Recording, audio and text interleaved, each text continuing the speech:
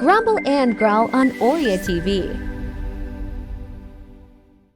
Oh my God, you guys, I have to tell you this story. This happened to me. This is a true story. Happened to me in my life about 15, 20 years ago. I can't even remember now. It was so long ago. But this is going to prove to you about white privilege. All right? So I was hanging out with my best friend. We had just gone out to dinner. She had just lost her mom.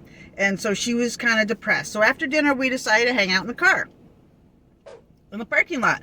And, you know, we smoke pot. So my best friend and I, this was way before it was legal anywhere, we were smoking pot in my car, a bowl. There was smoke everywhere. It's called clam baking, right? So we were clam baking in the car, having a good time. She had her mind off of her mom. And then the next thing you know, we see a cop car come up behind us with its lights on.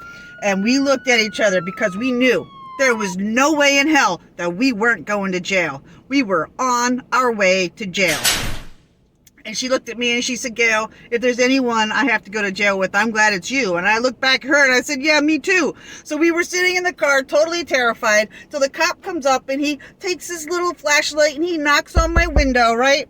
And it's just so smoky in the car. So I roll the window down and the smoke goes billowing out right into the cop's face. And he says, so, what are you guys doing here?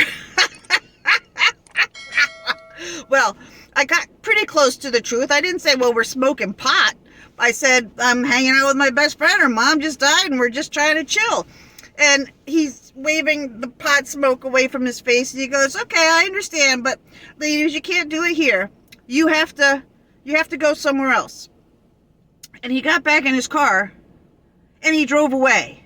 Now, I can't tell you how much more Cheech and Chong we could have been, but we were not going to get arrested that night. We were two white women smoking pot in a car, and the cop told us to move along.